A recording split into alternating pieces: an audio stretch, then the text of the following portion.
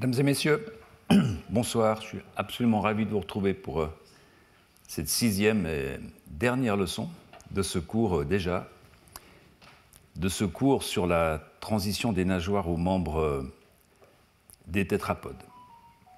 Dans ce cours, dans cette leçon, nous allons discuter un petit peu d'un poisson qui est très remarquable, qui est le poisson à poumon, qui fait partie des dipneustes, un poisson à poumon australien.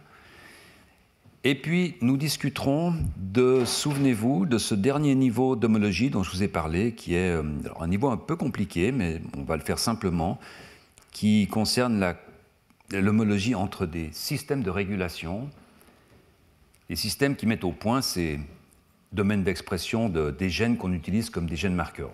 Ça paraît un peu compliqué, mais vous allez voir que c'est peut-être au travers de cette approche qu'on réussira à l'avenir à comprendre cette question qui, je pense que vous l'avez déjà compris, n'aura pas de réponse à la fin de ce cours.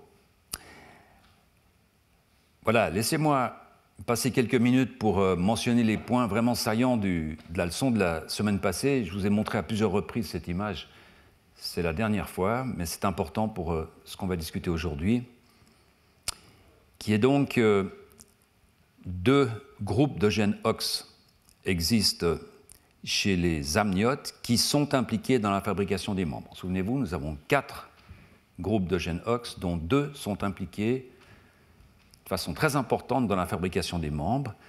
Et pour aujourd'hui, nous allons juste nous concentrer sur le fait que lorsque l'on enlève la fonction de ces 2 gènes 13, les derniers, ceux qui ont une position finale dans ces 2 clusters, eh bien, on enlève la structure finale, qui est donc l'autopode. Et donc, je vous disais la semaine passée que ces gènes ont 2 caractéristiques. On peut évidemment les utiliser comme marqueurs. C'est-à-dire, on sait que quand on voit l'expression des gènes numéro 13 chez les amniotes, on est dans un domaine qui va donner la main. Mais c'est plus que des gènes marqueurs, puisque, on le voit ici, ce sont des gènes qui fabriquent la structure, qu'ils marquent.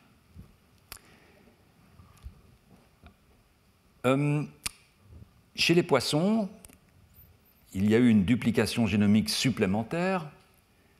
Et donc, il y a un cluster supplémentaire, il y a un cluster D, 2 clusters A, et nous avons discuté la semaine passée de l'équivalent de cette expérience par lequel ces auteurs, donc Neil Shubin, le laboratoire de Neil Shubin, a donc réussi à enlever la fonction de ces 3 gènes chez le poisson, donc les 3 équivalents du gène numéro 13. Ce n'est pas exactement le cas, en fait, je suis peut-être un peu vite là-dessus, il y a un peu de chimérisme, mais en fait, les résultats sont vraiment clairs. Il y a 2 choses remarquables. La première est que lorsque l'on enlève toutes les fonctions des gènes 13, vous voyez qu'on raccourcit de façon drastique la longueur des rayons, des lépidotriches, donc de l'exosquelette. Premier résultat. Et puis, deuxième résultat, on a une légère augmentation de la masse osseuse dans l'endosquelette. Comme s'il y avait une sorte de balance, on réduit la partie qui correspond au squelette dermique, donc à les rayons qui sont faits de ces lépidotriches, mais on augmente légèrement et puis on désorganise légèrement la partie qui correspond au squelette endochondral, donc au squelette qui correspond, souvenez-vous, à une ossification du même type que celle que nous avons dans nos membres. Les auteurs proposent une explication qui est la suivante, qui est très intéressante à plus d'un titre.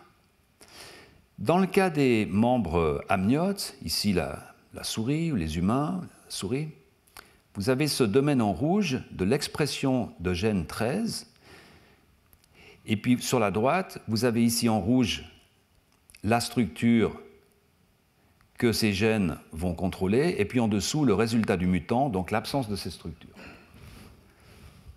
C'est simple. En dessous, vous voyez la nageoire du poisson, avec dans la partie la plus distale ici, une région rouge qui correspond à la région où sont exprimés les gènes 13. Et puis ensuite, souvenez-vous, des cellules qui sont dans cette région vont migrer dans le repli ectodermique, donc formation du repli ectodermique, migration des cellules, et une grande partie des cellules qui migrent à l'intérieur de ce repli ectodermique sont des cellules qui expriment ce gène 13. Donc on retrouve dans les rayons, ici, dans la partie du squelette dermique, des cellules qui expriment le gène 13. Et c'est la raison pour laquelle, lorsque l'on enlève la fonction de ces gènes, on va affecter le squelette dermique plus que l'endosquelette. Sur la partie basse, ici, vous voyez l'explication qu'ils en donnent. Je vous présentais la semaine passée. Et l'hypothèse est la suivante. Lorsque ces cellules n'expriment plus ces gènes, il y a un défaut de migration, elles ne sont plus capables de rentrer dans le squelette dermique. Et c'est la raison pour laquelle les mutants ont un problème dans le squelette dermique. Mais le fait que ces cellules restent dans la partie endochondrale, dans le disque endochondral que vous voyez là, résulte dans une petite malformation de ce disque. C'est un peu comme s'il y avait des cellules surnuméraires. En fait, il y en a trop, elles ne sont pas parties. Donc, qu'est-ce qu'il faut faire avec ces cellules? Donc, il y a une augmentation de la masse de 10%, et puis le squelette est un peu désorganisé.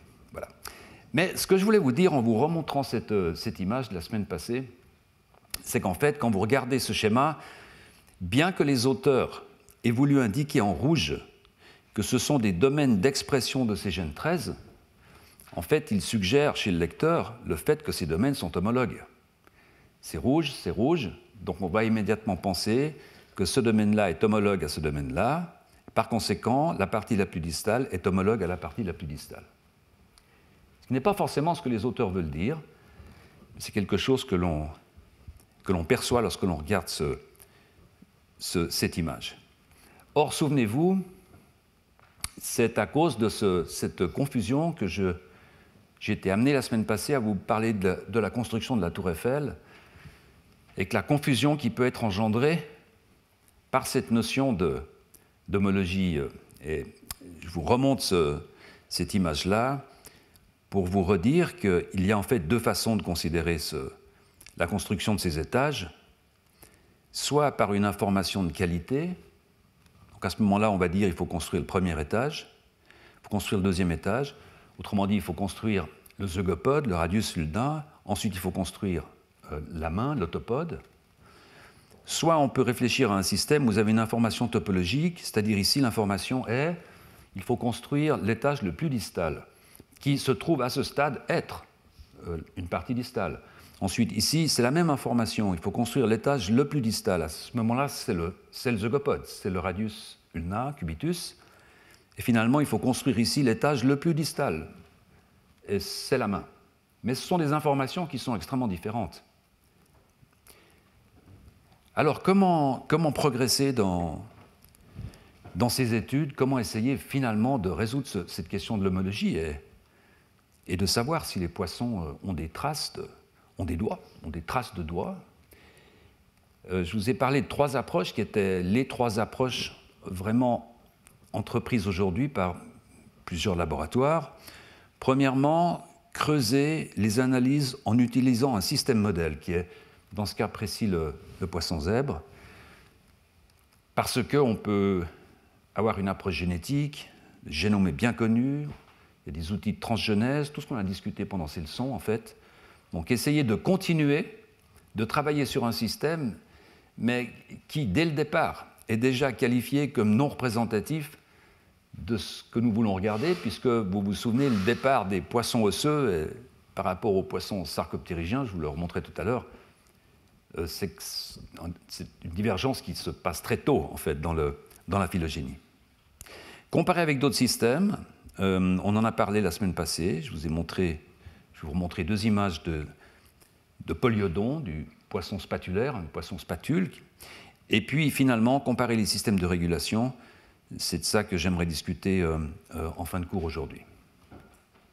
Alors, pour suivre et creuser les analyses, je vous rappelle en deux images ce que je vous ai présenté la semaine passée, une étude assez intéressante où ces auteurs font un criblage génétique, donc une approche non biaisée. Ils mutent des poissons et ils obtiennent un poisson mutant qui a des petits os surnuméraires dans la partie endosquelettique. Alors c'est intéressant parce que ce sont des os qui n'articulent pas avec la ceinture scapulaire, avec le scapulocoracoïde, sont des os qui en fait ont une position qui ressemble à la position de nos parties intermédiaires, du radius et du cubitus. c'est beaucoup dire, mais en termes de position relative par rapport aux os qui sont plus proximaux ici. Et pour cette raison, les auteurs vont se poser la question, est-ce que ces os, chez ce poisson mutant, ont besoin, pour pousser, du système qui, chez nous, fait pousser la partie intermédiaire? C'est assez compliqué comme raisonnement, mais le fait est que quand ils font l'expérience de mettre ce mutant, ce poisson mutant, sur un poisson qui en plus est mutant pour les gènes numéro 11, les gènes OX numéro 11, qui, souvenez-vous, sont les gènes qui fabriquent cette partie intermédiaire. Je vous ai montré à plusieurs reprises, quand on enlève les gènes 11, chez la souris, on perd l'avant-bras, quand on enlève les gènes 13, on perd la main. Et ils vont donc construire un poisson qui a à la fois cette mutation qui rajoute les os, et qui est un poisson dans lequel il va manquer la fonction de ces gènes 11. Et lorsqu'ils font ça, ils perdent ces petits os bleus, là, ici, vous voyez, ils perdent ces os. Autrement dit, ces poissons mutants, pour construire ce phénotype mutant, ont besoin de la fonction de gène qui, chez nous, fabrique la partie intermédiaire.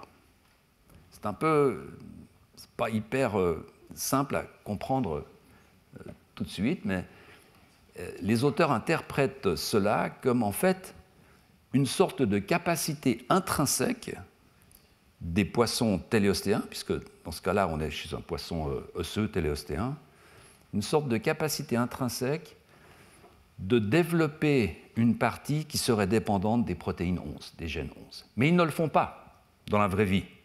Ils ne le font pas, mais ils ont gardé cette capacité de pouvoir le faire. Comment progresser? Qu'est-ce qu'on peut apprendre de plus lorsque l'on va aller regarder des poissons qui ne sont pas des poissons modèles, dans lesquels on ne peut pas faire grand-chose, mais qui ont des positions phylogénétiques intéressantes? Et c'est là que je vous ai présenté deux exemples la semaine passée. Le premier exemple, c'est un poisson chondrostéen. Alors, il ne faut pas faire la confusion avec les chondrixtiens, qui sont les poissons à cartilage. Les poissons chondrostéens, par exemple, les sturgeons, sont des poissons qui ont un problème d'ossification. La majeure partie de leur squelette est cartilagineuse, mais ce sont des poissons osseux. En fait, ils sont simplement mal ossifiés. Eh bien, je vous montrais la semaine passée que chez le polyodon, donc chez ce poisson spatulaire, l'expression des gènes OX était en fait, après quelques controverses, vous vous souvenez sans doute, était en fait très similaire à l'expression chez le poisson zèbre, ce qui n'est pas une grande surprise vu leur position phylogénétique. Deux choses intéressantes. Vous voyez en rouge ici l'expression de ce fameux gène de l'actinodine. Vous vous souvenez, c'est un gène qui en fait marque ce qui va devenir le squelette, l'exosquelette, le squelette dermique. Les actinotriches, les lépidotriches. Eh bien, vous voyez que le gène numéro 11, il commence dans la partie proximale, mais vous voyez, assez rapidement, il envahit cette partie distale, de la même façon que 13 le fait, il commence dans la partie proximale, et il migre en fait dans cette partie-là. Vous voyez que c'est chevauchant avec cette partie rouge, donc ça veut dire que, en fait, les cellules qui expriment ce gène numéro 13 chez Polyodon sont des cellules, en tout cas sont dans un espace où se trouvent des cellules qui expriment l'actinodine, par conséquent, c'est dans la structure épidermique, dans le squelette dermique. Ce n'est pas dans le disque chondrogénique qui va produire les cartilages des radios proximaux. Et puis je vous ai également présenté deux petites études sur la roussette, le cat shark en anglais, la petite roussette, alors qui, dans ce cas particulier, est un chondrixtien. Là, c'est vraiment un poisson cartilagineux, qui d'ailleurs, comme l'ensemble des poissons cartilagineux, n'a pas de lépidotriche, se contente d'avoir des actinotriches, les requins, etc., les raies. Donc, ils fabriquent la première étape du squelette dermique, mais ils ne vont pas jusqu'au bout, en fait. Ils ne vont pas fabriquer ces très longs rayons exosquelettique. Chez la roussette, je vous ai montré 2 études qui, là encore, en fait, ne révèlent pas la présence claire d'un domaine d'expression qui pourrait correspondre au domaine d'expression distale chez les amniotes. Vous voyez ici comment se développe la nageoire de la roussette, presque une nageoire de requin, en fait, avec ces très longs radios cartilagineux qui vont rester cartilagineux, et puis ils vont se segmenter pour produire des plaques polygonales, etc. Et puis vous avez quelques actinotriches au bout qui ne se transformeront pas, qui ne seront pas ossifiées en lépidotriche. Et je vous ai donc montré 2 études rapides, une du laboratoire de Martin Cohn, qui maintenant est en Floride, où en fait vous voyez le développement de ces domaines d'expression. C'est assez compliqué, ce n'est pas très intéressant d'entrer dans le détail. La question vraiment est, est-ce que l'on peut voir chez ces animaux, pendant le développement des nageoires, d'abord la présence d'un domaine proximal, puis ensuite la présence d'un domaine distal, comme je vous l'ai montré chez les amniotes. Et la réponse, vous la trouvez en bas ici, où ils disent « Nous proposons que, en fait, c'est plutôt une extension temporelle qu'une activation de novo ». Autrement dit, nous proposons que le domaine d'expression est un domaine qui se développe dans le temps, qui part proximal, qui arrive distal. Ce n'est pas du tout comme chez les amniotes, où on a un domaine proximal qui fabrique l'avant-bras, et puis plus tard, un domaine distal qui fabrique la main. On voit ici dans l'autre étude, en fait, encore une fois, la cocoloration avec l'actinidine, ici, est OXA13, qu'en fait, les cellules exprimant ce gène vont se retrouver dans la partie tout à fait distale. Alors, elle est moins importante chez les requins, chez les raies, parce que précisément, il n'y a pas de lépidotriche. Donc, si vous vous souvenez du modèle de Peter Thorogood qu'on a discuté, on pourrait peut-être conclure que dans ce cas-là, le repli se fait assez tardivement, et donc on pousse un très grand plateau chondrogénique sans avoir beaucoup de place en fait pour rentrer des cellules dans le squelette dermique. Chose intéressante, je vous mentionne en passant, souvenez-vous, la semaine passée, je vous avais montré que l'expression des cellules dans le squelette dermique qui expriment ces gènes 13 coïncide avec des ostéoblastes. Ce qui n'était pas une surprise, puisque lorsque l'on enlève la fonction de ces gènes, on perd les lépidotriches, qui sont ossifiées par des ostéoblastes. Donc en fait, ces gènes, la conclusion était que ces gènes favorisent la différenciation, l'ossification des ostéoblastes, en fait. Or, chez le requin, chez la petite roussette, il n'y a pas de lépidotriche, il n'y a pas d'ostéoblastes. Pourtant, on continue à avoir l'expression de ce gène A13. Et là, on retombe vraiment sur cette image de la tour Eiffel, c'est-à-dire est-ce que ces protéines sont là pour ossifier, pour que les ostéoblastes s'ossifient, ou est-ce que ces protéines sont là pour donner une information aux cellules? Vous êtes ici dans un domaine où vous pourriez ossifier vos ostéoblastes, et donc les ostéoblastes ossifient. Vous allez me dire, c'est une différence qui n'est pas majeure, mais qui est très importante, en fait. Savoir si ces protéines ont une action vraiment informative, directe, qui détermine quelque chose, ou bien si c'est une information plus large, qui va en quelque sorte provoquer ultérieurement l'ossification des cellules ostéoblastiques. Voilà, dans aucun des cas que je vous ai présentés la semaine passée, on en était resté là, dans aucun des cas, nous avons pu voir ce que nous voyons chez les amniotes, que je vous montre là encore, où on a ces 2 phases d'expression. Regardez ici, concentrez-vous sur cette phase, sur ce petit bourgeon de membre ici, où précocement on a l'expression de gènes OX qui vont jusque dans la partie la plus distale, souvenez-vous. Sauf que, à partir de ce moment-là, des cellules vont se rajouter, puisque la partie pousse par la partie distale, donc des cellules vont se rajouter, et ces cellules positives vont rester en place. Donc si vous regardez 2 jours plus tard, En fait, ce que vous voyez là, cette sorte de virgule, correspond à cette sorte de grande virgule ici. Simplement, la structure pousse, les cellules arrêtent de produire ce gène et vont en produire un autre plus tard, cette deuxième phase ici, qui sont les gènes 13. Donc on finit avec les gènes 11 ici et les gènes 13 là. Et encore une fois, j'insiste là-dessus parce que si vous montrez cette image et que vous demandez si l'expression en vert est proximale ou distale, on vous dira c'est distal, c'est un gène distal. Oui, mais c'est un gène distal à ce stade.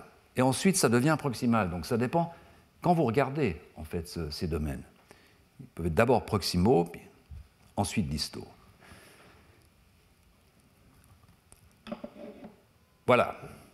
Est-ce que des poissons plus proches de nous pourraient montrer des traces de ces deux domaines, plutôt que tous les poissons que je vous ai montrés jusqu'à présent, poissons osseux, poissons cartilagineux, qui ne montrent pas ces deux domaines, qui montrent soit un domaine commun, qui peut être interprété comme ça, c'est-à-dire ce domaine-là, on en reste là, ou il se mélange avec ce domaine-là.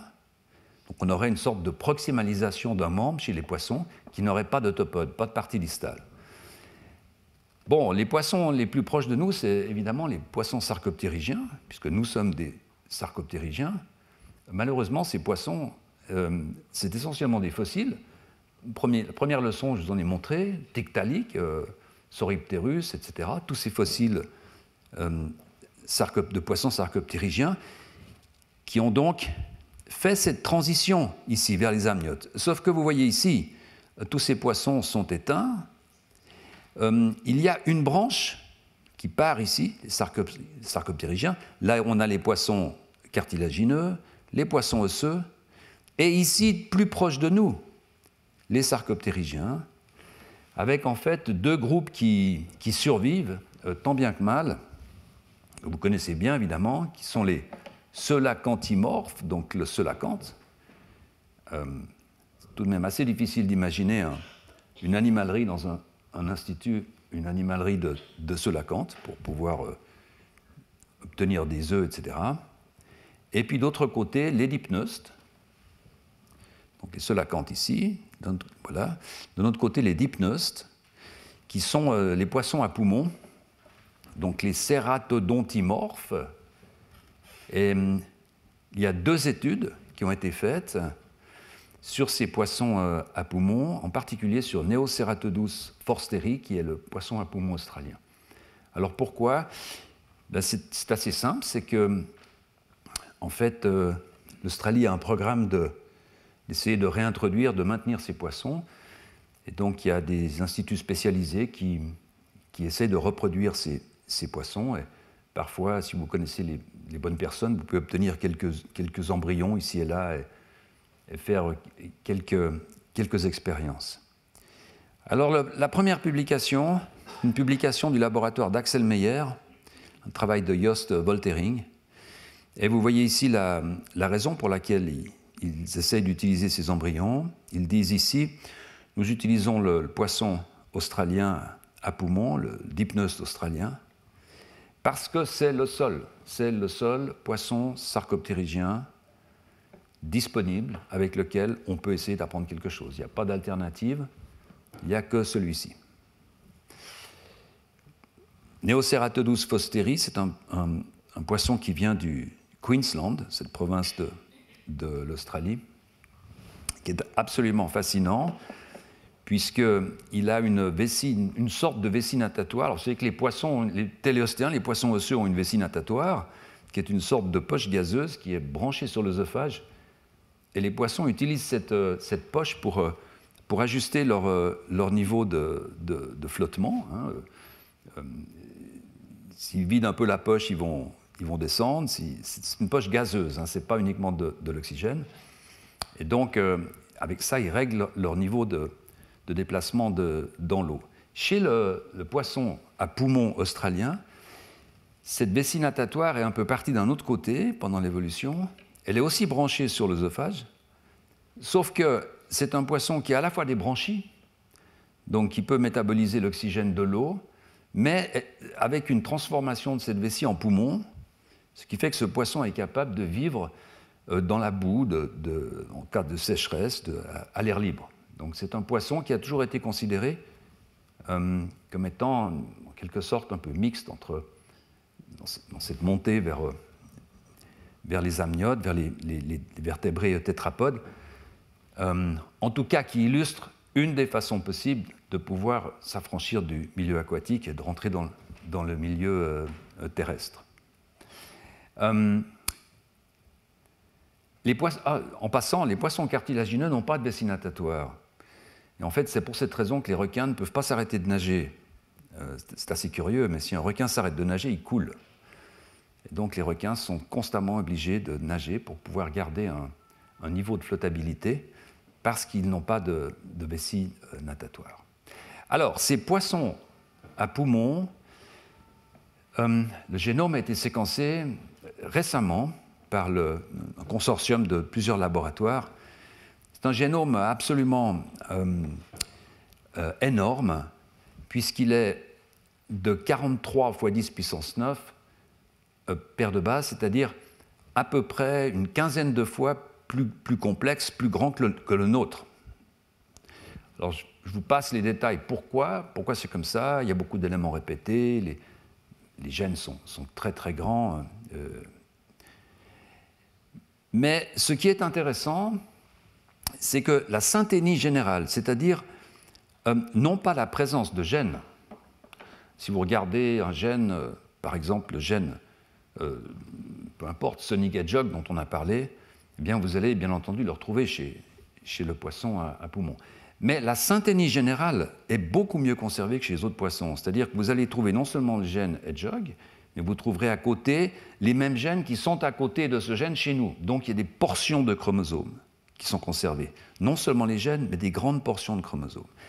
Et puis une autre caractéristique de ce génome qui est très intéressante, ça je ne vais pas m'attarder là-dessus, c'est plusieurs traits qui ressemblent à une sorte de préadaptation. C'est-à-dire qu'il y a des traits chez nous, par exemple, qui touchent à nos téguments, les ongles, les poils, les choses comme ça. Et on remarque chez le poisson des chaînes, la présence de gènes, la façon dont ils sont exprimés dans le poisson à poumon, qui ne sont pas homologues. Les poissons, ils n'ont pas de poils, mais qui semblent être là comme une sorte de préadaptation. On s'est dit, ben voilà, avec ça, ça peut être plus facile pour ce genre de poisson de sortir de l'eau. Alors, à quoi ressemble la nageoire? C'est une nageoire qui ressemble beaucoup aux nageoires sarcoptérygiennes sur lesquelles on a passé pas mal de temps, la première leçon. C'est ce qu'on appelle une nageoire pédonculée, en anglais un lobe fin fish, parce qu'elle est articulée sur la ceinture scapulaire par un pédoncule, par un os.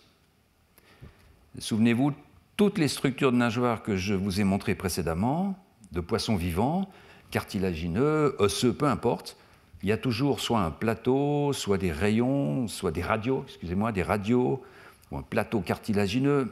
Mais là, on passe à une structure de nageoire pédonculée, donc qui vraiment commence à ressembler à un membre, tétrapode, dans le sens où on a une articulation unique. Cette articulation, elle est suivie par toute une série de pièces osseuses. Et souvenez-vous, ces pièces osseuses, lorsque l'on parle de la région proximale vers la région distale, forment un axe qui est un axe droit, qu'on appelle l'axe métaptérygien. On en a discuté brièvement et je vais revenir dessus en fin de cours, dans quelques minutes, l'axe métaptérygien. Comment est-ce possible d'assigner une homologie à cet os ici, l'humérus, le radius cubitus à celui-ci? En fait, pour voir ça d'un peu plus près, il faut, comme d'habitude, remonter au développement et regarder comment ces nageoires se développent. Et là, on s'aperçoit qu'on commence à voir des choses qui ne sont pas celles qu'on a vues avec des membres amniotes, mais qui ressemblent tout de même un peu plus que ce qu'on a vu avec des nageoires de poissons téléostéens. Par exemple, vous voyez qu'on va développer cet axe métaptérygial ici, avec un grand cartilage qui va se condenser d'une façon séquentielle. hein, de façon séquentielle. Chez les poissons osseux, souvenez-vous, ce n'était pas le cas. On avait ce plateau cartilagineux qui se segmentait en os, qui s'ossifiait, et on avait des radios. Ici, on commence à avoir une progression séquentielle, avec d'abord formation des pièces proximales, puis ensuite des pièces distales. Quand vous regardez ici ce stade intermédiaire, alors, cette pièce-là va être définie comme l'humérus, puisqu'elle articule avec la ceinture scapulaire. Vous voyez qu'ici, il y a deux pièces, en fait. Une pièce postérieure, post-axiale, postérieure, qui va donc être qualifiée de cubitus, d'ulna, et puis la pièce antérieure, pré-axiale, de radius. Quand vous regardez dans le squelette terminé, on voit que ces deux pièces-là vont fusionner. On le voit ici, elles commencent à fusionner. Et puis lorsque je vous remontre là, voilà, cette nageoire terminée, on voit ici que ça fait un os simple. Donc lorsque l'on regarde ça, on pourrait se dire, mais où est le radius, où est le cubitus? En fait, il faut vraiment remonter. Lorsque l'on remonte, on voit qu'il y a deux pièces qui se séparent d'une façon qui n'est pas comparable, mais qui rappelle en quelque sorte la production des premières pièces osseuses dans le membre chiridien. Alors voilà, ça c'est le développement de cette nageoire, et les auteurs vont donc reposer cette question d'une façon extrêmement simple cette fois.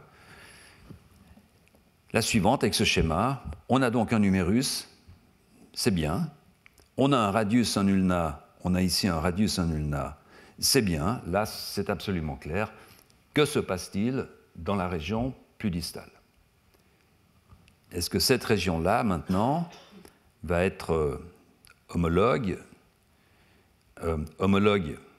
au sens des 4 niveaux d'homologie qu'on a définis, avec cette partie-là, vous voyez ce point d'interrogation.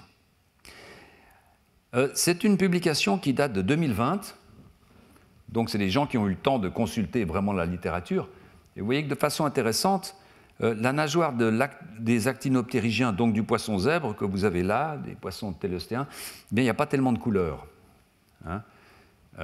Donc on voit que même après 15 ans, pratiquement 20 ans d'études sur ces nageoires de téléostéens, avec des interprétations très variées qu'on a discutées, eh bien dans ces schémas récapitulatifs, vous voyez radio ici avec une flèche, on ne sait pas exactement où arrive ce trait ici. Donc certainement, on n'assimile pas dans cette publication les radios des téléostéens, soit à l'humérus, soit au radius, ulna, etc.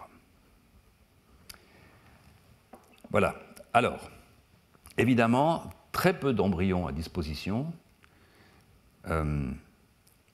très peu au bon stade, donc très difficile d'obtenir des suites de stades de développement, mais tout de même, une étude qui est relativement complète pour la difficulté du matériel. Et ces collègues vont donc regarder une fois de plus l'expression de certains gènes marqueurs, parce qu'il n'y a pas grand-chose d'autre qu'on peut faire hein, avec ces spécimens. Et ils vont observer la chose suivante. Premièrement, phase précoce, tous ces gènes OX sont exprimés, on a là numéro 11, les autres seraient pareils, pratiquement exactement comme chez le poisson zèbre, comme chez les téléostéens, comme chez les amniotes, comme dans le membre chiridien. Hein, donc, démarrage dans la partie post-axiale, postérieure, et puis on envahit la partie distale. Souvenez-vous, je vous ai montré ça avec le poisson zèbre, hein, je vous montrerai une image dans quelques minutes. C'est pratiquement identique. Lorsqu'il regarde le stade plus tardif, il voit cependant que le gène OXA11, qui normalement devrait être restreint au domaine proximal, souvenez-vous, je viens de vous en parler, en fait remonte jusqu'à la partie la plus distale. Par contre, il y a une limite ici qui correspond à la limite entre l'humérus et le radius. Donc c'est un des premiers points qu'il présente pour dire les gènes numéro 11 ne se trouvent pas dans la région de l'humérus, donc c'est un vrai humérus.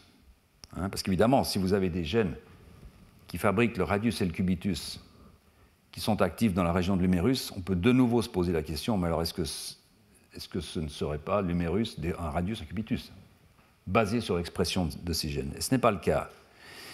Et puis, il regarde un deuxième gène qui est très intéressant, qui s'appelle MIS1, peu importe, mais qui, chez nous, chez les tétrapodes, dans le membre chiridien, est toujours restreint à la partie la plus proximale, exactement comme vous le voyez ici pour le poisson à poumon, restreint dans la partie proximale.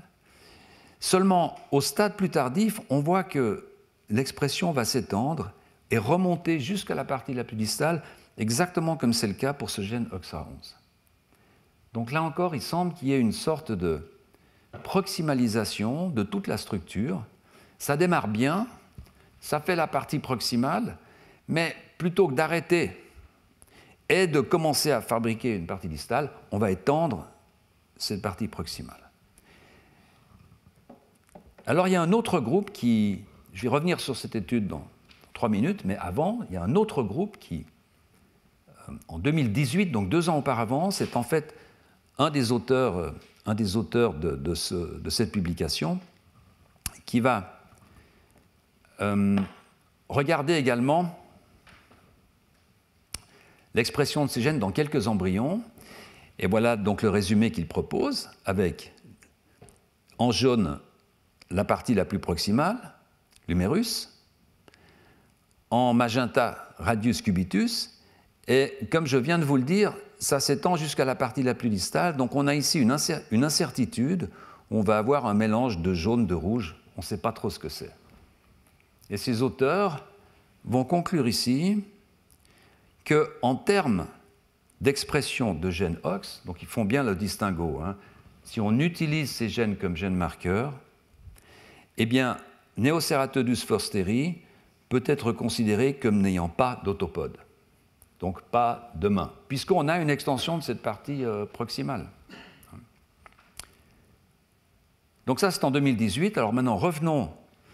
En passant, je vous montre ici quelque chose de fort intéressant, en fait. Vous voyez, ces auteurs se disent peut-être, en fait, peut-être que l'expression de ce gène MIS, qui n'est pas restreint à cette partie proximale, bien, peut-être que c'est une synapomorphie des dipneustes. Une apomorphie des dipneustes. Une apomorphie, c'est un caractère qui est essentiellement lié à un taxon, à une espèce, à un groupe d'animaux. Et c'est très curieux parce qu'on a ici pratiquement une sorte de rupture épistémologique où on se dit on va utiliser l'expression d'un gène comme marqueur de la région proximale. Et puis, on arrive à la conclusion que ce gène n'est pas restreint à la partie proximale. Et donc on dit oui, c'est peut-être une apomorphie, c'est-à-dire il n'y a que chez le poisson à poumon que ce gène n'est pas un marqueur de l'expression proximale. Donc en fait, c'est un raisonnement qui est en boucle, et qui est difficile à comprendre. Alors 2020, conclusion de l'autre étude, qui comporte le même auteur, on a ici l'expression, le travail avec ces poissons poumons australiens. Nous rapportons, nous vous montrons que l'organisation d'un domaine qui ressemble à l'autopode pendant le développement de la nageoire pédonculée du poisson à poumon. Conclusion en 2008, le poisson à poumon n'a pas d'autopode. Conclusion en 2020, le poisson à poumon a un domaine qui ressemble à un autopode. Alors, c'est compréhensible, on a discuté de ça la semaine passée. Encore une fois, ce sont des systèmes qui sont peu informatifs dans le sens où il y a peu d'embryons à disposition, il y a des paramètres très variables, mais là, on a vraiment une conclusion qui est très différente. Et laissez-moi vous montrer en quelques minutes comment ces auteurs arrivent à cette conclusion opposée à celle du papier de 2018. Ces auteurs ils vont remarquer une chose, c'est qu'il y a une différence entre l'expression des gènes A13 et l'expression des gènes D13. Et je vous montre ici une nageoire avec l'expression du gène A13, où vous voyez que ce gène, qui n'est pas dans la partie de l'humérus, donc ça c'est attendu, va être exprimé dans toute la partie qui va devenir la partie osseuse, hein, toute cette partie-là, jusque dans la partie la plus distale. Ça, c'est normal, puisque c'est le gène 13, donc c'est normal qu'il remonte jusque dans la partie la plus distale. En jaune, ici, vous avez l'actinodine, pour montrer la position du squelette dermique. Mais vous voyez ici que lorsque l'on regarde D13, il semble que ce gène, l'expression de ce gène est restreinte aux cellules qui se trouvent uniquement d'un côté de la nageoire, ce qu'on appelle la partie postaxiale. Donc souvenez-vous, si vous regardez votre bras, c'est la partie postérieure, la partie qui est en dessous, dans la région postaxiale. Et en fait, le gène numéro 11 montre une tendance qui est très similaire à celle de OXD13. Et donc ces auteurs vont dire peut-être qu'il y a deux fonctions différentes. Il y a une fonction pour le gène A13 qui va définir un grand domaine distal, donc une fonction d'ordre topologique, hein. C'est pas faire des doigts, mais nous sommes dans un domaine distal. Et puis une fonction pour les gènes D13, qui eux vont être plus spécifiques et vont remonter ces doigts de la partie postaxiale vers la partie distale. Autrement dit, ils vont faire cette courbure de l'axe métaptérygien dont nous avons discuté à la 3e leçon. Souvenez-vous, je disais que c'est un phénomène qui pourrait... On aurait des rayons dans la partie postaxiale, et en fait, ce qui se serait passé lors de la transition, c'est une sorte de remontée de ces rayons pour faire des doigts. Donc on aurait un axe métaptérygial qui serait courbé dans le membre chiridien, donc chez les tétrapodes. Mais une grande partie de cette explication, elle est basée sur le fait qu'on a cette expression asymétrique ici. Or, en fait, souvenez-vous, cette expression asymétrique, on l'a chez le poisson zèbre, on l'a chez les poissons téléostéens. Je vous ai montré à plusieurs reprises ces expressions ici. Regardez le gène 13, là, on voit bien qu'il est restreint à la partie postaxiale, à la partie postérieure. Donc ce n'est pas du tout spécifique aux poissons à poumons. C'est spécifique pratiquement à l'expression de ce gène dans son domaine proximal. Dès qu'on rentre dans la partie distale, on commence à avoir une expression qui va couvrir le domaine où les doigts vont apparaître. Et pour essayer de détailler leur hypothèse, les auteurs vont donc analyser l'expression d'autres gènes. C'est un travail intéressant parce que, encore une fois, c'est vraiment une expédition en fait, de travailler avec ces embryons, parce qu'on sait que si on fait une erreur, il n'y en aura plus, il y a un nombre très restreint. Et vous voyez qu'ils vont choisir quelques gènes pour leur asymétrie dans l'expression. Par exemple, ce gène HEND2 est exprimé uniquement dans la région postérieure. Ce gène ALX4 est exprimé uniquement dans la région antérieure, comme ce gène PAX6. Quand je dis qu'ils sont exprimés uniquement dans la région postérieure ou antérieure, c'est dans le membre chiridien, chez les tétrapodes, chez nous, chez moi, chez vous. Or là, on trouve la même expression pendant le développement de la nageoire pectorale du poisson à poumon. Et donc ça renforce les auteurs dans leur idée de dire, ben voilà, on a vraiment quelque chose qui ressemble beaucoup au développement du membre chiridien. Oui, sauf que, en fait, si l'on regarde l'expression de ces gènes dans d'autres poissons qui ne sont pas des poissons à poumons, il y a très peu de travaux là-dessus, mais il y a un article très intéressant du groupe de Frank Tolenko, on en a déjà parlé quelques fois. Eh bien, en fait, on voit que ces gènes sont exprimés de la même façon. Vous voyez ici, ce gène HEN2, il est postérieur, alors que le gène ALX4, il est antérieur. Donc on a des stratégies d'expression de ces gènes qui sont très stables, que l'on soit chez des poissons osseux ou chez des poissons à poumons. Donc en fait, c'est vrai que, basé sur la sorte d'universalité de ces patrons d'expression, c'est difficile, semble-t-il, de tirer une conclusion sur l'existence d'un domaine distal. Alors la conclusion est la suivante, des auteurs qui auraient une première spécification d'un domaine distal. Ne lisez pas ce texte, mais donc A13 définirait en gros un domaine distal, Et puis D13 viendrait pour pousser cette rotation de l'axe métaptérygial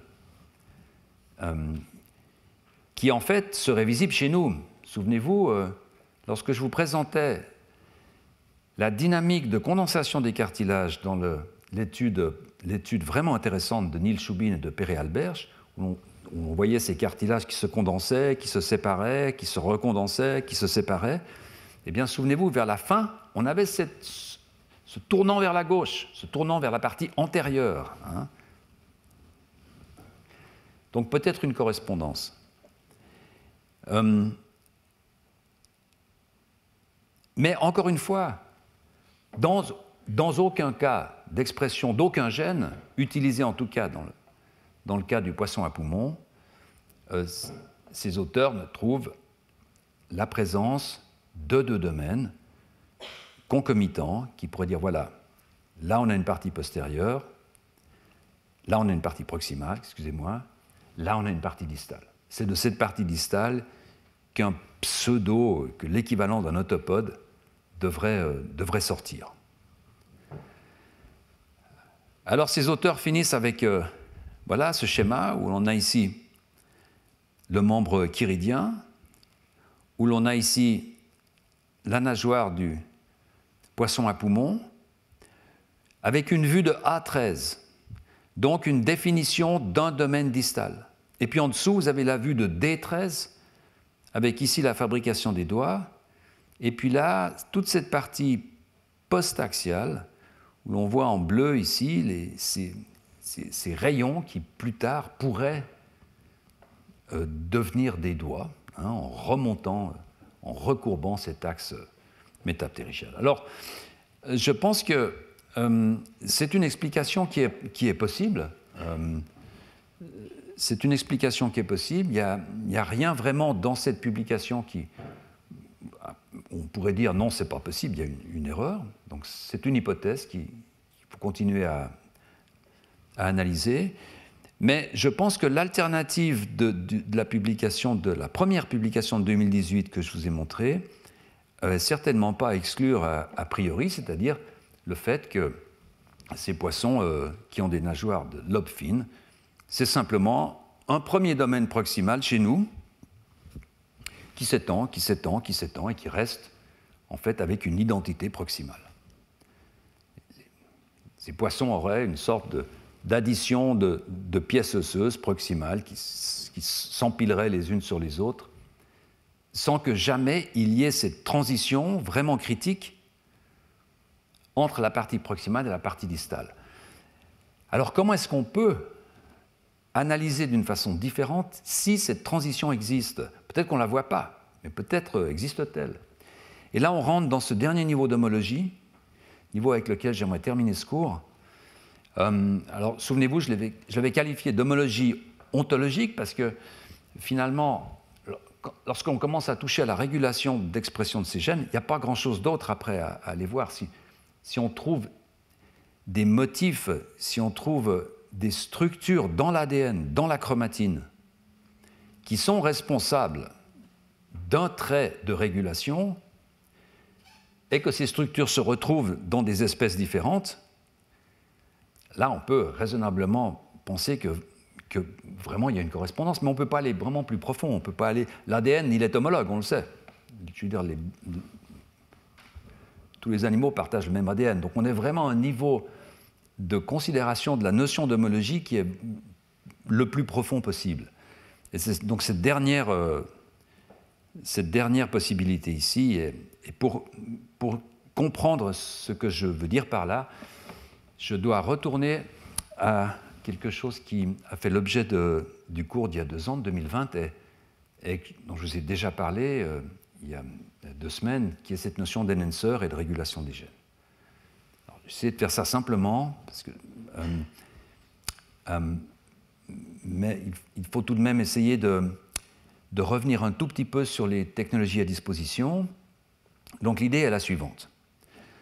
Lorsque l'on regarde une fois de plus, prenez cette image-là, lorsque l'on regarde une fois de plus ce domaine proximal, donc qui va donner le radius et le cubitus, ce domaine distal qui va donner les doigts, la question qu'on peut se poser, c'est comment ces domaines, comment ces cellules savent qu'elles doivent activer ces gènes à ces endroits-là, donc comment ces expressions sont régulées. Qu'est-ce qui fait que ces gènes sont activés? Qu'est-ce qui fait que les gènes 11 sont activés dans ce domaine-là? Qu'est-ce qui fait que les gènes 13 ne sont activés que dans ce domaine-là? C'est ça la question que l'on se pose. Alors, généralement, ces gènes sont activés, je vous l'ai dit, par des séquences d'ADN au travers de protéines qui vont se lier à ces séquences qu'on appelle des séquences enhancer. Et je vous avais montré cette image qui est vraiment une image simple, mais probablement assez correcte, où l'on a ici un gène X, peu importe lequel, un grand morceau d'ADN, et là je vous parle vraiment d'un grand morceau, ça peut aller jusqu'à une mégabase, 1 million de paires de bases, on est vraiment dans des grandes distances. Et puis toutes ces petites barres que vous voyez là sont en fait des séquences de régulation qui vont contrôler l'expression de ce gène. Donc par exemple dans le cerveau, vous voyez qu'ici en bleu, eh bien, ce gène va être contrôlé par ces séquences. Dans le tube neural ici, ce gène va être... etc. etc. Évidemment, ça pose une question qui a été une question assez lancinante pendant plusieurs années, c'est comment une séquence qui se trouve vraiment loin, vraiment très éloignée du gène, peut communiquer avec ce gène. Comment un morceau d'ADN qui se trouve à une mégabase d'un gène peut-elle dire à ce gène, à un moment donné, il faut activer, il faut s'arrêter, il faut faire plus, il faut faire moins? Et la réponse à cette question, en fait, est simple. C'est que cette séquence-là, à un moment donné, va être en contact avec le gène, va établir un contact physique. Évidemment, quand vous regardez cette image, on a une fausse perception de la structure de ce qu'il y a à l'intérieur du noyau, parce qu'on a l'impression que c'est droit, mais c'est une représentation linéaire qui n'existe pas. En fait, dans le noyau, la chromatine, c'est une pelote de laine extrêmement serrée qui est faite de sous-pelotes qui elles-mêmes sont faites de sous-pelotes pour pouvoir mettre ces à peu près 2 mètres d'ADN dans le noyau d'une cellule qui est en dessous, qui est pratiquement de l'ordre de 3-4 microns. N'est-ce pas? Donc, il faut imaginer un repliement et un repliement de repliement. Quand vous avez ce type de repliement, vous avez des chances d'avoir des contacts. Alors, comment peut-on voir ces contacts? Comment aujourd'hui les biologistes moléculaires, dans leur laboratoire, peuvent observer ces contacts? Eh bien, c'est assez simple, en fait. C'est une technologie qui a été développée par un collègue qui s'appelle Job Decker. Et en fait, il faut vous imaginez-vous que vous avez 2 morceaux d'ADN ici. Alors, ça peut être du même chromosome. Je les ai mis en rouge et en bleu pour faciliter l'explication, mais 2 morceaux d'ADN, ça peut être des chromosomes différents aussi, avec ici un gène, et ici une séquence enhancer. Donc, c'est une petite séquence d'ADN avec des protéines qui va dire à ce gène, maintenant, il faut s'activer. Bon. Si vous prenez une cellule, si vous prenez des milliers de cellules, des millions de cellules, et puis vous fixez cette interaction. Donc vous y mettez un produit chimique qui va en fait stabiliser cette interaction. Parce qu'évidemment, dans la vraie vie, ça va être très dynamique, ça va venir, ça va partir, ça va aller ailleurs, etc. Là, on fixe l'interaction. Et puis, donc c'est représenté ici par ce petit cercle gris, et puis une fois que cette interaction est fixée, eh bien, on va couper, on va débiter littéralement cet ADN en petits morceaux. Alors on peut le faire avec de la sonication, on peut le faire avec des produits chimiques, des enzymes de restriction, peu importe. On va simplement couper l'ADN dans des petits morceaux, et on va donc avoir ces petits morceaux-là, des petits morceaux, etc. Ici, on va rester avec un morceau qui aura à la fois un morceau rouge et un morceau bleu, puisque c'est fixé, les contacts sont fixés. D'accord? Donc en fait, on va avoir 2 petits brins d'ADN qui vont rester ensemble. Et ce qu'on va faire à partir de là, on va religuer, on va mettre de la colle. Donc on va recoller les morceaux. Alors imaginez un morceau ici qui va flotter quelque part. Sa probabilité d'être collé à ce morceau-là, elle est très basse. Parce qu'évidemment, ces morceaux vont flotter dans... On peut ajuster des concentrations, etc. Mais la probabilité est très basse. Alors que ces morceaux-là, ici, la probabilité est très haute, parce qu'ils sont ensemble. Donc très rapidement, ces deux morceaux-là, le morceau rouge et le morceau bleu, vont se recoller ensemble, puisqu'ils sont dans un environnement très proche l'un de l'autre. D'accord? Donc ça va faire cette petite boucle. Quand vous séquencez toutes ces petites boucles, eh bien vous allez ici avoir une séquence d'ADN bleu, ici, et puis une séquence d'ADN rouge, ici. Donc vous allez savoir que ce morceau bleu était en contact avec ce morceau rouge. Alors ce n'est pas vraiment utile de comprendre les détails de l'opération, mais ce qu'il faut savoir, c'est que ça permet d'avoir une vue, une moyenne des contacts. Parce qu'évidemment, on fait ça avec 1 million de cellules, donc on ne sait pas si ce qu'on voit, on le voit dans chacune des cellules, mais on a une moyenne des contacts qu'on va avoir, soit dans tout le génome, ça demande énormément de séquençage, soit à un locus précis. Alors je vous montre le résultat. Quand on prend toutes ces séquences, etc., on met ça dans un logiciel, eh bien, on voit des pyramides. Là, c'est la vraie vie, en fait. Vous voyez à quoi ça ressemble sur un écran d'ordinateur. Et ça, c'est des pyramides. Et ces pyramides, en fait, représentent des domaines d'interaction. Vous voyez ce bin ici, ce pixel, en fait, il représente ce morceau d'ADN, donc là, vous avez l'ADN, ce morceau d'ADN qui contacte ce morceau d'ADN. Donc, quand vous avez un contact entre ce morceau et ce morceau, vous avez beaucoup de séquences où vous allez avoir les deux, ça vous allume un pixel. D'accord? Mais vous voyez que ce morceau-là ne contacte jamais ce morceau-là, parce qu'on devrait avoir un pixel par là.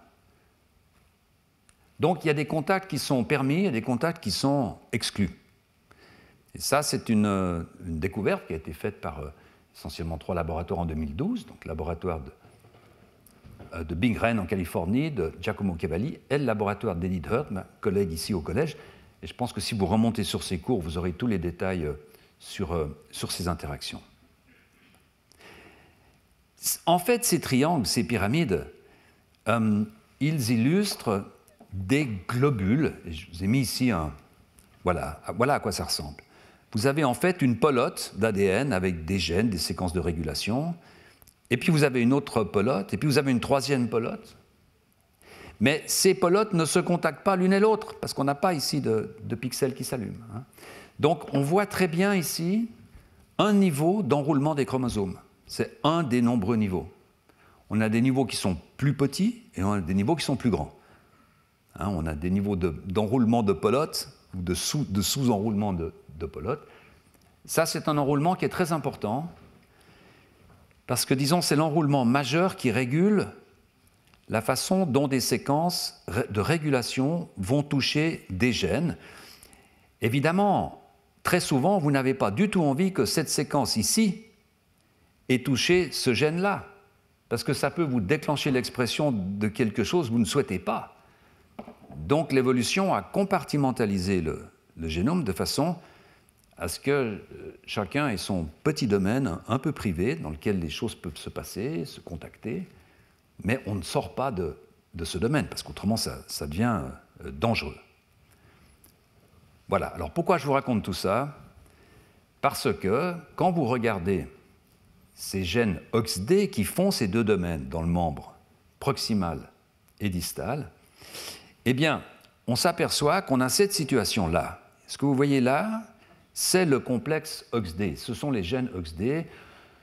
Pour ceux d'entre vous qui ont une idée des distances, des tailles, c'est à peu près une centaine de kilobases. Donc vous voyez que ces deux pyramides ici, de part et d'autre, sont des pyramides qui font presque une mégabase. Donc c'est vraiment des grands domaines.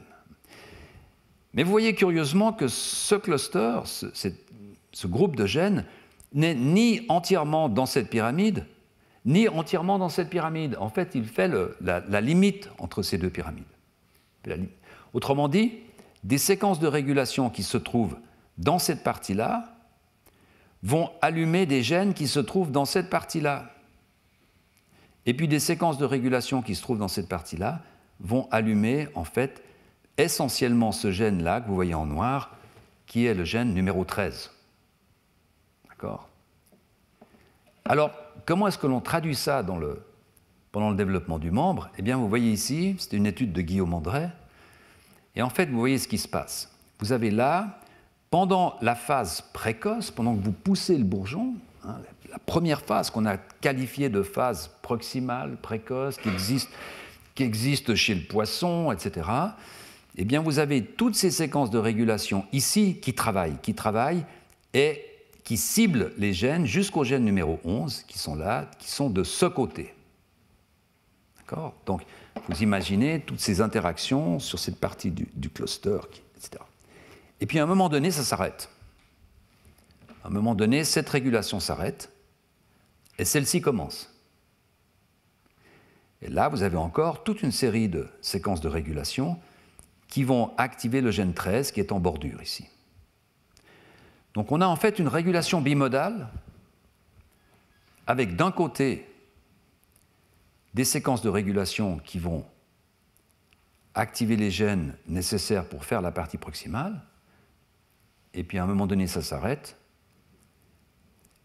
ça va basculer de l'autre côté, l'autre pyramide, ou TAD dans le jargon, l'autre pyramide va activer ces séquences de régulation et vont commencer à dire au numéro 13, maintenant, au travail, il faut faire la partie distale. Alors, quand vous regardez ce schéma, en fait, il y a deux choses qui viennent tout de suite à l'esprit. Donc, en fait, je vous ai mis un résumé ici. D'abord, cette partie-là qui va activer ici, puis ensuite cette partie-là qui va activer là. Et on a donc là une spécificité proximale, et là une spécificité distale. Quand vous regardez ça, en fait, il y a deux choses qui viennent immédiatement à l'esprit. Si vous avez une pensée évolutive, on peut se dire, c'est assez simple, on va aller voir chez les poissons, si effectivement ils ont ces deux types de régulation, s'il y a quelque chose qui correspond à cette phase distale, à ce deuxième temps où on va produire l'autopode. Mais vous voyez aussi une chose qui est très intéressante et dont je vous ai déjà parlé, c'est que ces deux domaines n'abuttent pas, en fait. Il y a une région entre ces deux domaines qui est négative. Et je vous l'ai montré ici, c'est cette région-là. Vous voyez cette bande blanche ici qui est négative. Et je vous en avais déjà parlé, mais ces gènes OX sont entre autres responsables de l'élongation des pièces osseuses. Quand vous n'avez pas de fonction de ces gènes OX, vous n'allongez pas vos pièces osseuses, vous avez des petits os mal fichus, c'est le poignet. Et donc, si on pense à un système dans lequel on ne se serait basé que sur cette région ici pour activer tous les gènes OX, on aurait eu un continuum jusqu'au gène numéro 13, on n'aurait pas eu de poignet. D'accord? Donc, en fait, l'élaboration d'un deuxième domaine distal a non seulement permis l'émergence des pièces distales, des pièces osseuses distales, mais en plus, en le déconnectant de la partie proximale, l'évolution a pu créer un domaine qui est négatif, qui a fait l'articulation. Donc, en même temps, de façon concomitante, l'émergence de la partie distale et de son articulation. C'est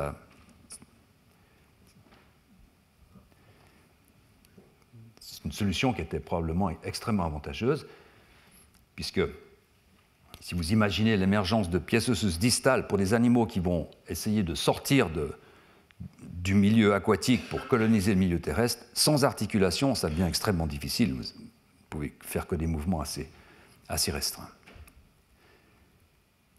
Alors, est-ce que ces domaines existent finalement chez les poissons? Voilà, j'aimerais terminer le cours avec cela. D'abord, la première étude qui a été publiée dans cette optique, c'est une étude qui ne touche pas les poissons, mais qui touche les animaux qui sont à l'origine, qui sont les ancêtres des vertébrés, donc les ancêtres à la fois des poissons et des tétrapodes, qui sont des céphalocordés, donc des cordés, qui ont une corde. Souvenez-vous, on a défini ce que c'était que la corde au moment où on a parlé des tuniciers, des urocordés, vous avez là, céphalocordés sont représentés en recherche par un animal qui s'appelle le lancelet, l'Amphioxus, un petit animal qui a été bien étudié. Je ne dirais pas vraiment que c'est un système modèle dans lequel on peut faire beaucoup de choses, de manipulation génétique, etc. Mais c'est un animal qui a été beaucoup étudié parce que c'est une structure génomique qui représente l'avant-duplication génomique. Donc vous voyez ici, l'Amphioxus céphalocordé, en fait, a un seul complexe de gène OX. Donc c'était la situation avant d'entamer ce chemin vers les vertébrés où il y a eu ces deux duplications successives. Donc on a toute une série de gènes qui ressemblent à nos complexes, sauf qu'il y en a un tout petit peu plus. Et puis ensuite, souvenez-vous, chez les vertébrés amniotes, deux duplications, et puis chez le poisson, les téléostéens, alors des duplications supplémentaires, encore d'autres duplications supplémentaires, chez le saumon par exemple, qui a encore dupliqué le C-cluster, peu importe. Voilà. Alors, ce groupe de Garcia Fernandez a décidé de regarder, en utilisant une méthode un tout petit peu différente, mais peu importe, je vous passe les détails, de regarder comment ces contacts, comment ces interactions étaient établies chez l'Amphioxus. Et en fait, quand ils ont regardé ça, voilà ce qu'ils voient. Vous avez ici sur la gauche des 4 gènes, un gène qui est au début du cluster, donc qui correspond au gène numéro 1, 2, 3, etc. Et puis ce gène 15, parce que chez l'Amphioxus, il y a 15 gènes OX, qui est à l'autre bout du cluster. Et ce que vous voyez ici en rouge et en bleu, c'est en fait les interactions de chacun de ces 4 gènes, soit avec la gauche, soit avec la droite. Donc soit j'interagis de ce côté-là, soit j'interagis de ce côté-là. Souvenez-vous, chez la souris, ce que je viens de vous montrer, on aurait toutes les interactions du gène numéro 1 d'un côté et toutes les interactions du gène numéro 13 de l'autre côté, parce qu'il y a cette frontière où on ne peut pas. D'accord ? Eh bien, vous voyez que chez l'Amphioxus, c'est un peu différent. Le gène numéro 2, il contacte 75%, 25%, donc il contacte à la fois à droite et à gauche. Le gène numéro 6, c'est pratiquement 50-50. Vous voyez que même le gène numéro 15 contacte 74% de ce côté, mais presque 30% de l'autre côté. C'est complètement différent de la situation chez la souris, que je viens de vous montrer. Et donc ces auteurs vont répéter cette analyse, mais cette fois chez le poisson zèbre. La question est, lorsque je prends un cluster du poisson zèbre, impliqué dans le développement des nageoires, est-ce que la distribution des contacts va être similaire? Et le résultat, en fait, est assez différent. Vous voyez que là, quand ils prennent le gène numéro 4, il y a 87% d'interactions d'un côté et très peu de l'autre. Donc là, ça commence à ressembler, en fait, à la situation chez les mammifères, chez les amniotes. Et quand vous prenez le gène numéro 13, eh bien, vous voyez qu'il y a 77% d'interactions de l'autre côté et 23% d'interactions de ce côté. Donc là, on a vraiment un biais. Là, on voit qu'il y a une différence. On voit qu'il y a une interaction d'un côté et de l'autre côté. Et lorsque ces auteurs vont regarder avec ce logiciel qui produit ces pyramides, eh bien, ils vont voir la chose suivante. Alors, ici, vous ne voyez pas de pyramide parce que c'est des doubles pyramides, en fait. Vous voyez, il faudrait enlever toute cette partie basse ici et regarder de ce côté-là, vous verriez des pyramides, en fait. C'est une façon de représenter les résultats. Mais peu importe. Ce qu'il y a d'important de voir, c'est que ici, vous avez chez l'Amphioxus, la position du cluster OX, elle est là. Et vous voyez que tout contact avec tout, il n'y a pas de discrimination. C'est une grande pyramide qui contient tout le cluster, donc il n'y a pas d'interaction préférentielle avec la gauche, avec la droite.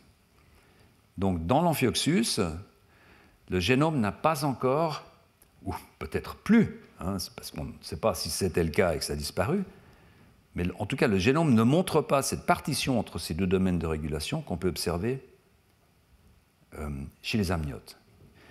Par contre, lorsque vous regardez le poisson, vous voyez ici, ça c'est la position du cluster, et là on voit qu'on a deux pyramides. C'est assez clair. Vous voyez, il y a quelques points ici qui vous montrent qu'en fait, ce n'est pas 100%, 100%. Il y a quelques interactions qui traversent. Mais en gros, on a effectivement une régulation là, et puis une régulation là. Et vous voyez ici, c'est illustré avec chez le poisson zèbre, ce gros globule ici le cluster en jaune, et puis là, ce gros globule qui sont séparés, comme chez nous. Par contre, chez l'Amphioxus, on a un seul gros globule qui comprend tout.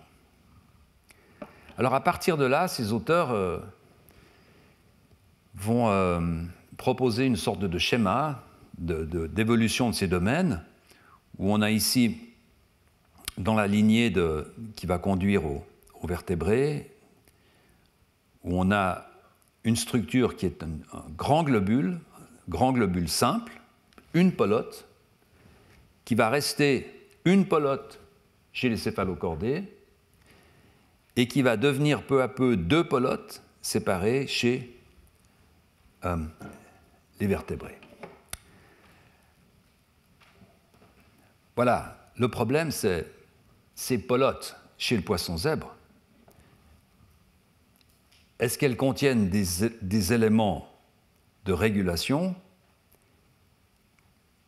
qui causent cette régulation bimodale? Autrement dit, est-ce qu'on va trouver ici des éléments postérieurs qui vont réguler ces gènes postérieurs? Est-ce qu'on va ici trouver des éléments antérieurs? Et est-ce que ces deux éléments vont faire cette distinction entre les domaines d'expression? Cette dernière question, on a la réponse. On sait que ce n'est pas le cas.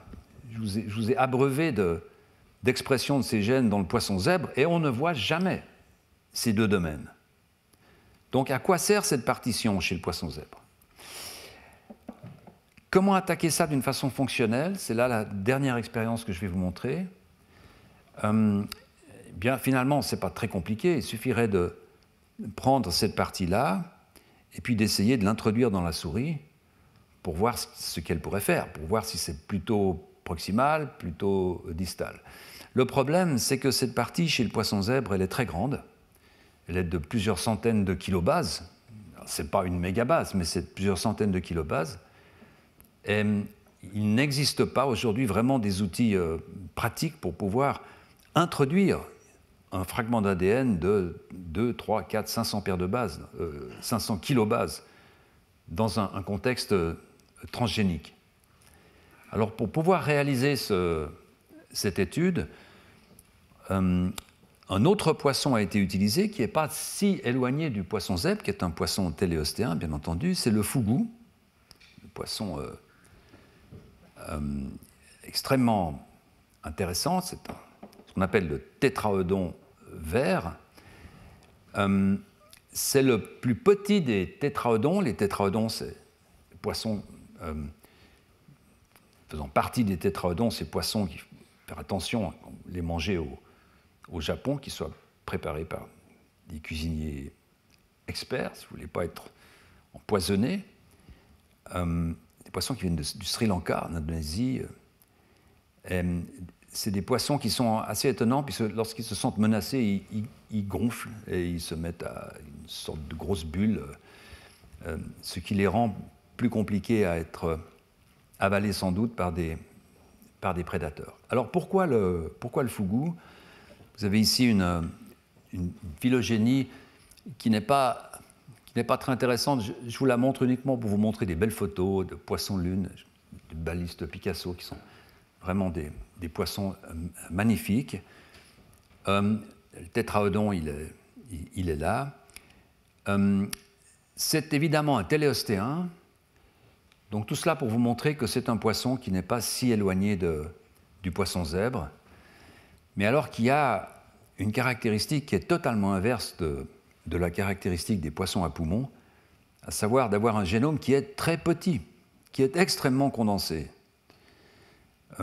Pourquoi on ne le comprend pas bien, mais vous voyez ici, encore une fois, le séquençage du génome du fougou.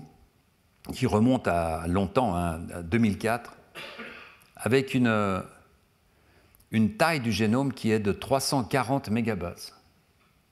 340 mégabases, c'est à peu près 5 fois plus petit que le génome du poisson zèbre, qui lui est en gros 2,5 fois plus petit que le nôtre.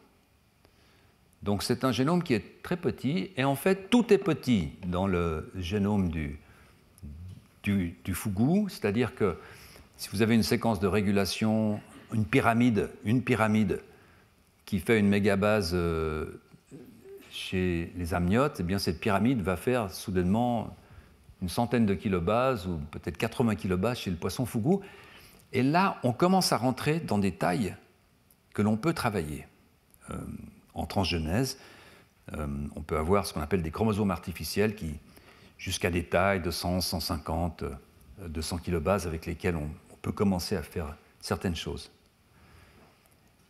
Et Jost Woltering, donc, avant qu'il parte travailler à Constance, a donc pris ces morceaux d'ADN du fougou pour essayer de voir chez la souris si ces morceaux pouvaient conduire l'expression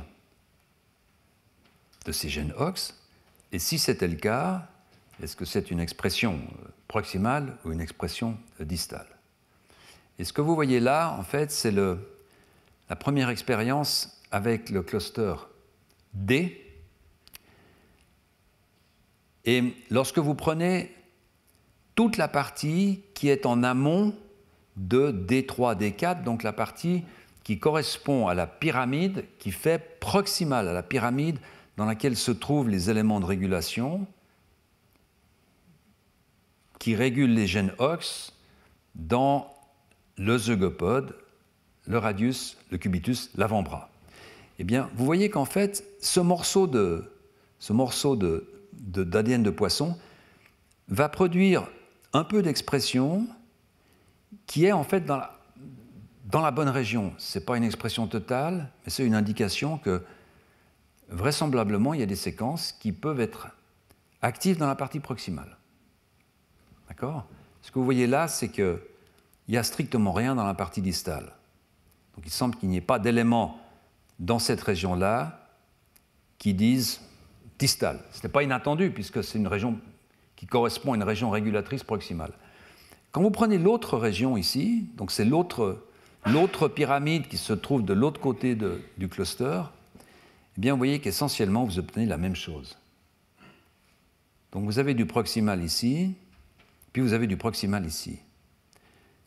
Et dans aucun des deux cas, on peut obtenir une expression distale. Alors quid du cluster A, puisque là je vous montre le cluster D, quid des deux clusters A? Alors voilà ce qu'on obtient lorsque l'on prend toute la partie en amont de A13, donc cette partie qui dans le cluster A chez nous contient plein d'éléments distaux, d'éléments doigts, d'éléments mains. D'accord?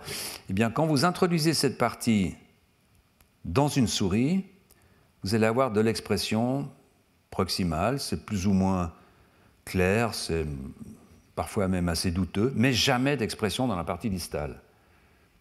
Ça, c'est pour le cluster AA. Et puis quand on prend le cluster AB, eh bien, vous voyez ici, toute cette série, c'est en fait, encore une fois, de l'expression proximale et pas d'expression distale. Donc il semble que n'importe quel morceau d'ADN que vous preniez d'un poisson téléostéen qui a ces deux globules, que vous preniez ce globule-là ou ce globule-là, cette pyramide-là ou cette pyramide-là, les séquences régulatrices qui se trouvent dans cette pyramide ou dans celle-ci, finalement, vous obtenez quelque chose qui est relativement identique de l'expression proximale. Alors ça apporte à la discussion une troisième voie, en fait, qui est de dire peut-être que chez les poissons téléostéens, la structure globale qui est nécessaire pour évoluer cette structure bimodale est présente, mais les séquences de régulation n'ont pas encore évolué. Donc on a du proximal d'un côté et du proximal de l'autre. Et c'est en fait la discussion que vous voyez là, donc la même organisation structurelle bimodale, j'ai traduit ici le résumé. Et puis ensuite, nous discutons la possibilité de considérer les circuits de régulation plutôt que les patrons d'expression génique comme des paramètres essentiels pour définir la présence de synapomorphie. Mais vous voyez que même l'analyse simple des interactions, des patrons d'interaction chez le poisson zèbre nous aurait conduit à dire oui, ces deux régulations existent. Donc on a vraiment quelque chose d'homologue très, très profondément. Mais lorsque vous regardez la fonction de ces domaines de régulation, en fait, elles ne semblent pas être conservées. Donc j'ai de la peine à imaginer un argument qui est de façon encore plus profonde pour essayer d'établir des homologies entre la partie distale du membre chiridien et n'importe quelle partie du membre ptérygien. Voilà, donc maintenant je voulais vous donner juste terminer en donnant peut-être une conclusion générale, peut-être de deux types en fait, une conclusion scientifique et puis une conclusion peut-être un peu plus d'ordre épistémologique. Donc la première conclusion que je voulais vous donner, c'est que en fait, on peut envisager, lorsque l'on se base uniquement sur des domaines d'expression génique, qu'il existe certaines homologies entre les parties distales des membres ptérygiens et des membres chiridiens. On ne peut pas à l'heure actuelle dire que, effectivement, les rayons, les lépidotriches ne sont pas homologues au doigt. Personnellement, je dirais qu'il y a peu de probabilité qu'ils le soient, qu'il y a énormément d'évidences qui ne soutiennent pas cette vue. Mais de la même façon qu'on n'a pas d'évidence absolument décisive que c'est le cas, on n'a pas d'évidence absolument décisive que ce n'est pas le cas. Et donc, l'on est obligé, et c'était le but un peu de ce cours, d'utiliser d'autres critères d'homologie. J'ai passé beaucoup de temps à vous parler de ces 4 niveaux d'homologie. Mais à mon avis, aujourd'hui, il n'existe pas d'évidence qui nous permette d'affirmer que les poissons, d'une façon ou d'une autre, ont des doigts ou des structures qui ressemblent, d'une façon ou d'une autre, à nos doigts. Peut-être des études supplémentaires sur le poisson à poumon, parce que je ne vois pas quel autre modèle pourrait être utilisé pour essayer d'affiner cette conclusion. Peut-être y aura-t-il plus tard d'autres éléments qui viendront. Et en particulier, souvenez-vous, je vous ai parlé de ces expériences de séquençage d'ARN de cellules uniques sur le traçage cellulaire, le linéage, avec cette étude d'un groupe de l'Institut Weizmann en Israël. Eh bien, peut-être que lorsque toutes ces nageoires auront été séquencées, ça va venir rapidement, hein, donc chaque cellule de chaque nageoire sera identifiée, et puis qu'on aura les trajectoires développementales de ces cellules, peut-être que là, on aura encore un nouveau niveau d'homologie où on pourra superposer ces différentes trajectoires et puis se dire, ben voilà, effectivement, ces cellules distales qui passent par ce chemin dans le cas d'un membre chiridien, ben on a un chemin qui est très similaire dans le cas du membre du poisson à poumon, mais pas du tout comparable à celui du etc., etc. Donc peut-être qu'on arrivera relativement rapidement à affiner cette notion d'homologie. Puis ma deuxième conclusion, c'est une conclusion d'ordre alors plus général qui est en fait qui est que lorsqu'on s'attaque à une question évolutive qui est vraiment essentielle